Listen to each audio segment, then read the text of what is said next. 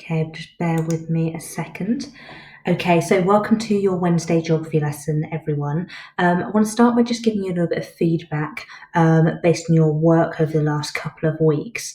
The first thing just to say is that please do make sure that you do the reading or watch the video.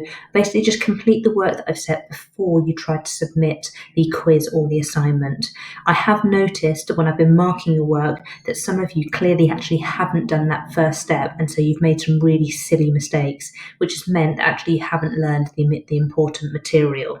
So please make sure you do that. All of the answers for the assignment are going to be in the material that I give you, so it's absolutely vital that you do that first. The second thing I wanted to pick up with you was a point about the effectiveness of aid projects. You were asked to make a comparison between two different aid projects that were trying to improve food security in Tanzania. And a few of you said that you felt that the most effective project was the wheat project, where Canada gave wheat and materials to Tanzania. And I think the reason you decided on that one was because it seemed like the one that they'd spent most money and was the biggest scale. But actually, aid isn't just about the amount of money that's spent. You need to think about whether it helps the right people, whether it helps the local people in the right way, whether it harms the environment, whether it helps to protect the environment, but also whether it delivers long-term improvements, whether this is something that then can continue into the future. Because if there's just short-term benefits, if, for example, the machinery breaks down and can't be used again, it's not actually going to be very effective. So actually, the most effective aid project that you should have chosen was the goat aid project, even though it was a much smaller scale. Okay, so we're now going to move on to looking at today's lesson, which is all about how trade can improve development. So what we've seen so far is that we have countries with different levels of development. Some countries are richer than others. We've seen some keywords, HIC, LIC, and NEE, that describe that. And we've seen some of the problems that can be caused by a lack of development. And we've also seen why some countries are richer than others. For the last couple of lessons, you've been learning about something called aid, which is a way that we can try to improve the levels of development within a country.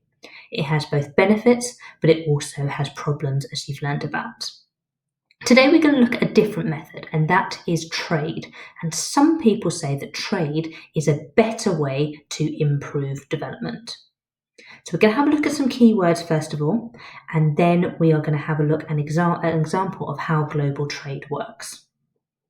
So let's start off with our keywords. So what actually is trade? Trade means buying and selling, or the exchange of goods between countries.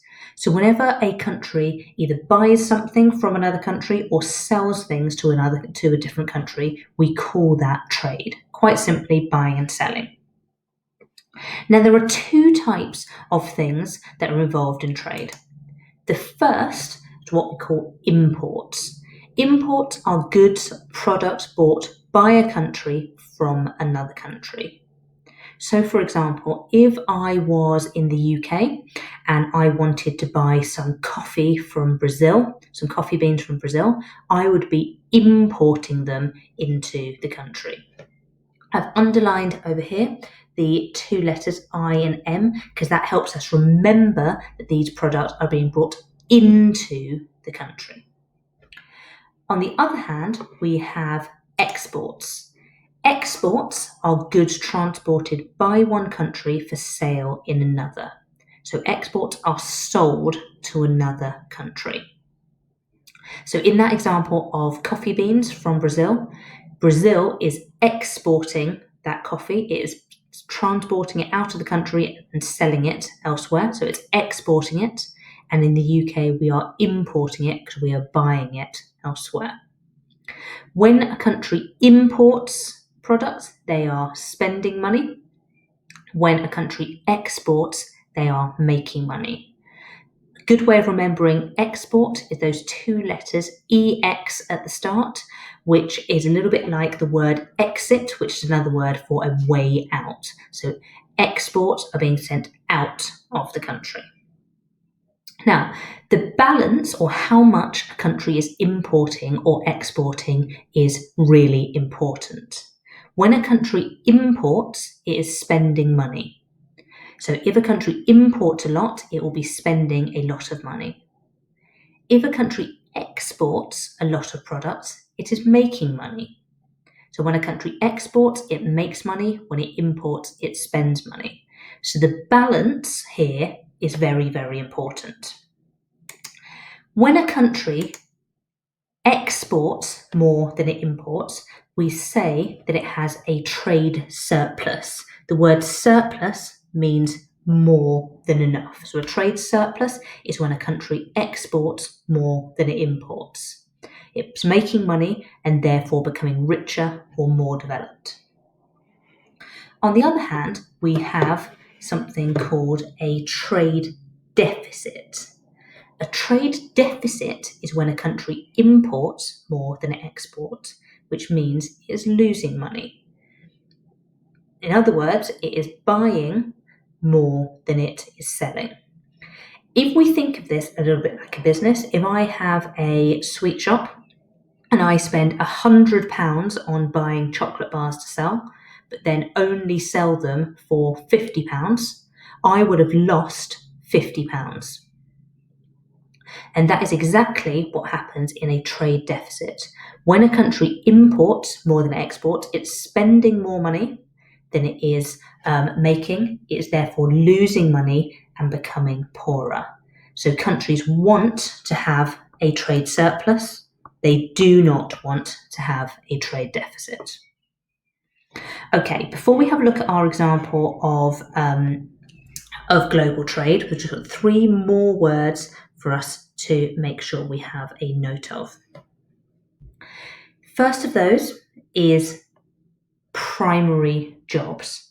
So primary jobs are jobs that involve extracting raw materials from the ground.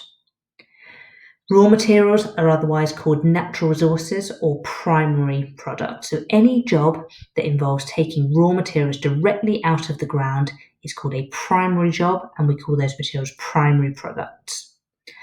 2 examples there: farmer or a miner. A miner is someone who gets minerals out of the ground, but you could also have someone that works in fishing. Fishing is a primary job. Also logging, which is what we call chopping down trees. So primary jobs, the very first stage in a product's journey. We then have secondary jobs. Secondary jobs come after primary jobs. So once our primary products have come out of the ground, they're then processed or turned into other things. And that is done through secondary jobs. So secondary jobs involve making things or processing materials, and they turn our primary products into secondary products. Just like you go to primary school first, then you go to secondary. We first have primary products, they get turned into secondary products. So secondary products are our processed goods or our manufactured goods. So if you work in a factory, that would be a secondary job. Other things such as being a carpenter, turning wood into other products, are secondary jobs. The final type of job I want to talk to you about are tertiary jobs. Now, for both primary and secondary, at the end of doing that job, you would see a product or something solid at the end, either a raw material or a piece of manufactured product. Tertiary jobs are a little bit different, because in tertiary jobs, you are not paid for what you make, you are paid for what you do. Tertiary jobs involve providing a service. So, for example, teaching would be a tertiary job, so would nursing. Some other examples might be working as a waiter or a waitress in a restaurant, or being a taxi driver. Anything where you are doing a service would count as a tertiary job. Now, it's really, really important that you make sure you understand all of these keywords before you do your quiz later on. So if you haven't already, I suggest that you pause the video here and just make sure you write down those keywords and those definitions alongside your examples. I'm also quickly just going to flick back to that last slide, so that if you didn't get any of those keywords, please make sure that you also write those down into your book alongside any little examples I've given you, highlight any key bits that I've helped you pick out in order to help you remember those words. So please do make sure you get all of those keywords in your book. If you need to pause the video, please do so.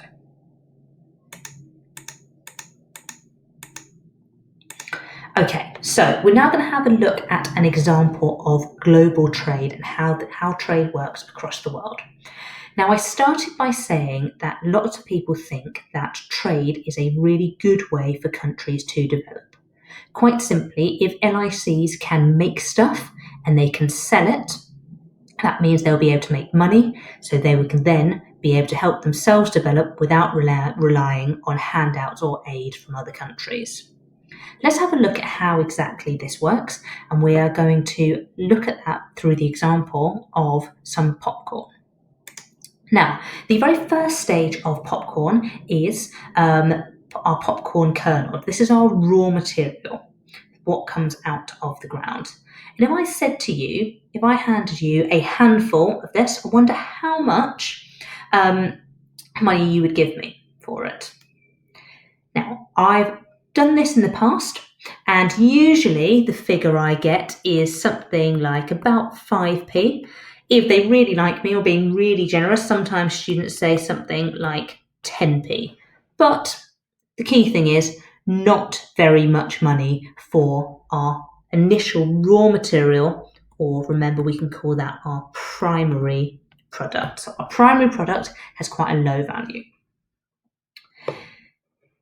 Our next stage then, all I need to do in order to turn these popcorn kernels into actual popcorn that you can eat is a tiny little bit of oil and some heat.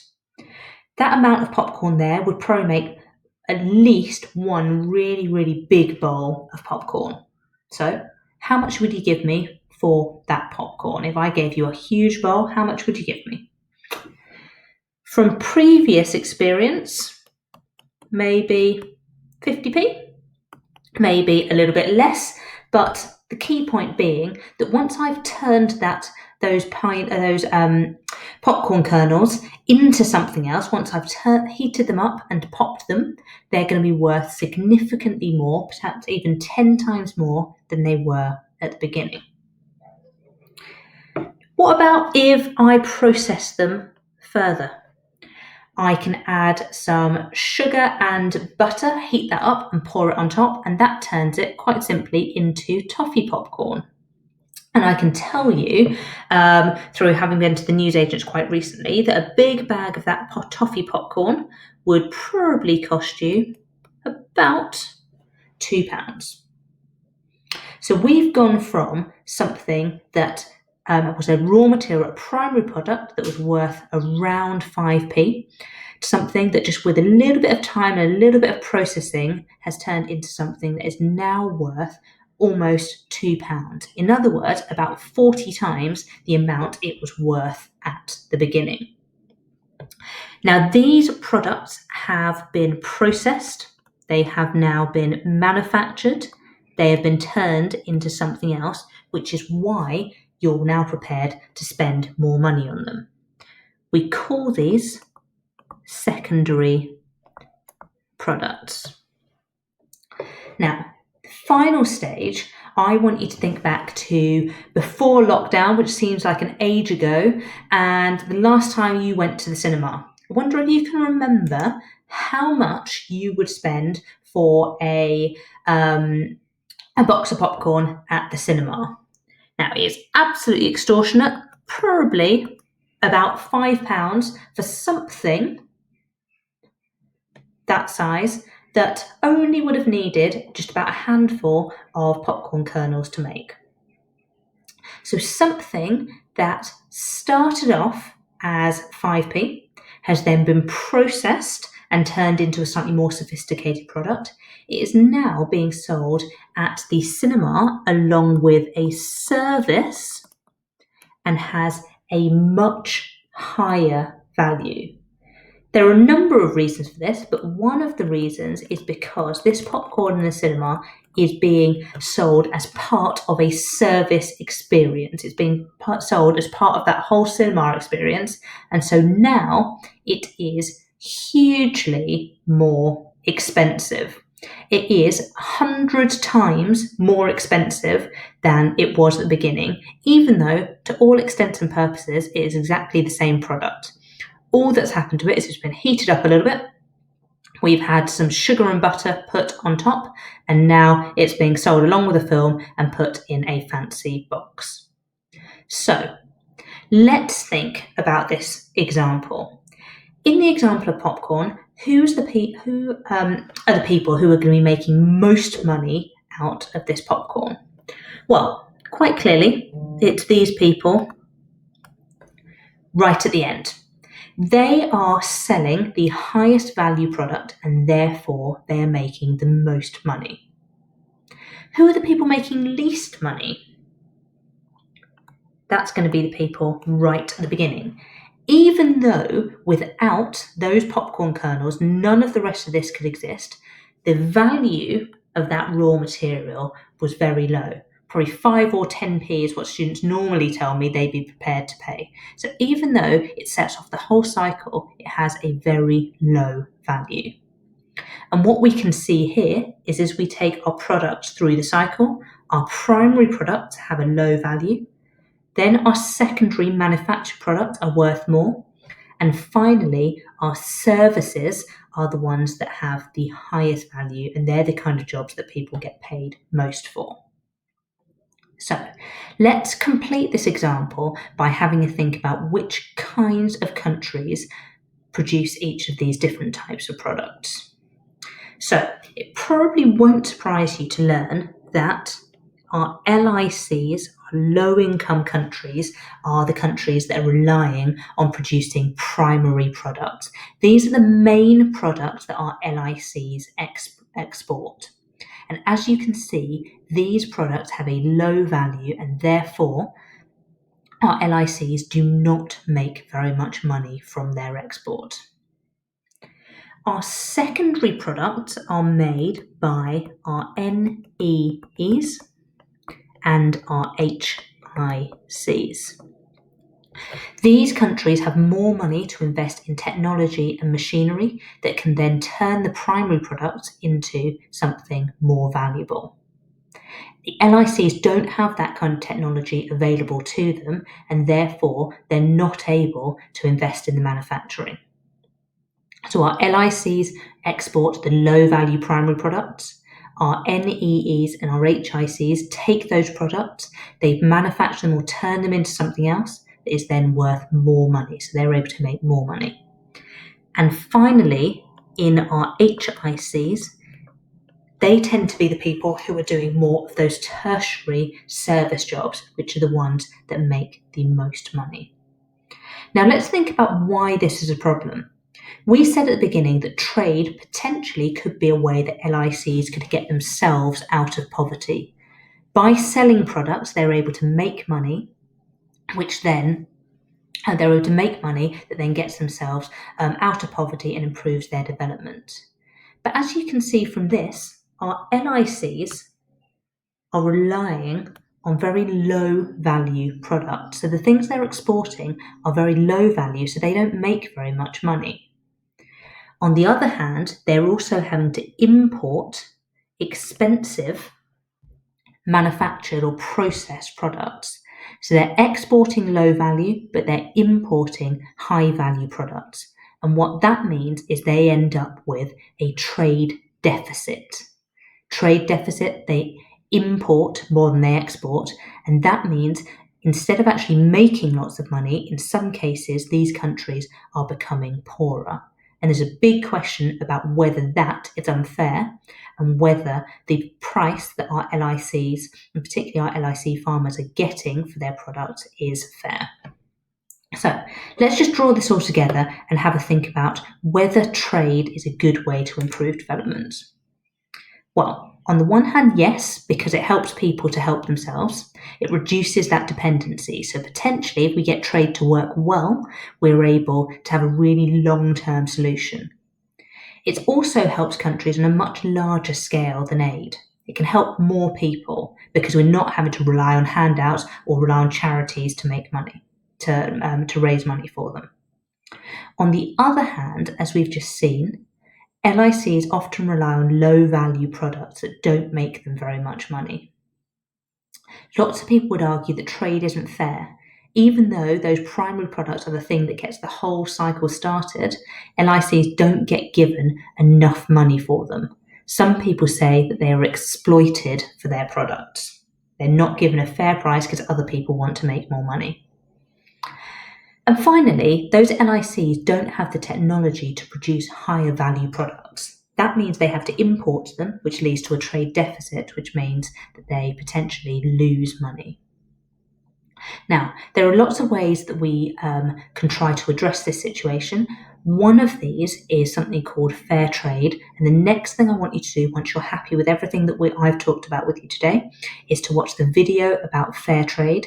And then right at the end, you are going to complete your quiz. Please let me know if you have any questions. Just drop me an email. If not, look forward to speaking to you next week. Bye.